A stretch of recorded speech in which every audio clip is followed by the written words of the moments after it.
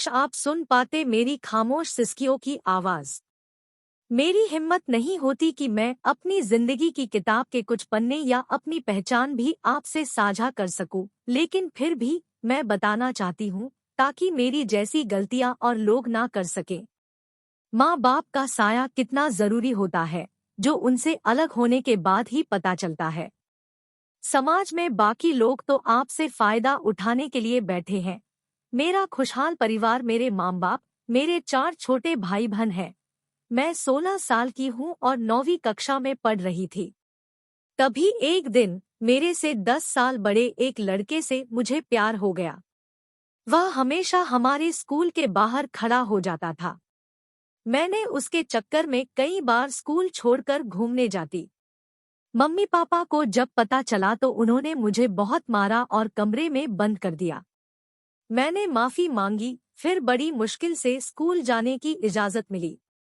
मैंने सोचा था कि मैं उससे बात नहीं करूंगी, लेकिन वह मेरे पीछे आगे घूमता रहता, चिट्ठियों को पकड़ाता और कहता, मैं तुम्हारे बिना नहीं जी सकता, मैं तुम्हें बहुत प्यार करता हूँ। मुझे उसकी छुअन, उसका साथ कितना अच्छा लगता था। मुझे माँ बाप के खिलाफ बोलना, घर में रहना कुछ भी अच्छा नहीं लगता था।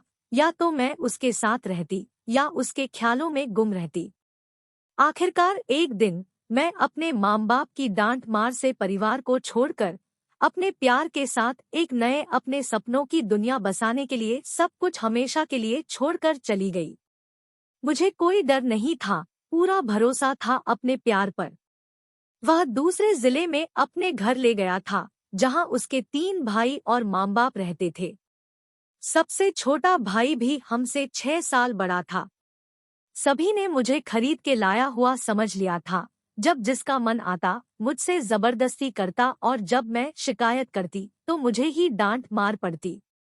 ये सभी लोग पता नहीं किस दुनिया के लोग थे। सब बैठकर हर रोज दारू पीते, नॉनवेज खाते। फिर तो मेरे ऊपर जुल्म की इंतहा हो गई, जो मैंने सपने में भी नहीं सोचा था। कुछ नए लोगों को मेरे साथ मेरे कमरे में भेज दिया। वे लोग मेरे ससुर और मेरे पति को पैसे देते और मेरे साथ इंसान नहीं, जानवरों की तरह व्यवहार करते। मेरे दर्द और सिसकियों को सुनने वाला कोई अपना नहीं था।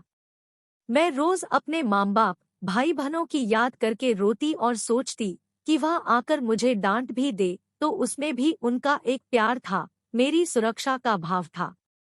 मैं प्रेग्नेंट हो गई और मेरे एक बेटे की पैदाइश हुई, लेकिन उसकी कदर किसी को नहीं थी और वह बीमार पड़ गया। किसी ने उसका इलाज नहीं कराया और 12 महीने बाद वह आखिरकार मर गया। रोजाना मैं नरक से भी बदतर जीवन बिता रही थी। मैंने कई बार भागने की कोशिश की, लेकिन सफल नहीं हुई। इस बार मुझे घर से भागने में सफलता मिली। शाम को मैं अपने माता पिता के घर पहुंची। मोहल्ले वाले मुझे पहचान नहीं पाए, इसलिए मैंने मुंह ढककर एक गली के कोने में बैठी रही। जब रात हो गई और सभी सो गए, तब मैंने घर की कुंडी खटखटाई। मेरे पापा ने दरवाजा खोला और जब उन्होंने मुझे देखा, मैंने जोर से रोना शुरू कर दिया। उन्होंने पहचानने से इनकार कर दिया और कहा कि मेरे लिए तुम उसी दिन मर गई थी जब यहाँ से गई थी, और मैंने अपनी रिश्तेदारी में मोहल्ले में सबसे कह दिया है कि तुम मर गई हो। मैं उनके पैरों में गिर गई और इसी समय मेरी माँ आ गई, लेकिन किसी को भी मेरे पर तरस नहीं आया। आखिरकार मेरी माँ ने मुझे किसी तरह से अपनी एक सहेली के घर पहुंचाया, जहां मुझे कुछ दिनों के लिए रहने को मिला। मेरे जुल्मों का यहाँ पर अंत नहीं हुआ था। एक दिन जब मेरी मौसी सब्जी लेने गई थी और उनके पति ने मुझसे जबरदस्ती की।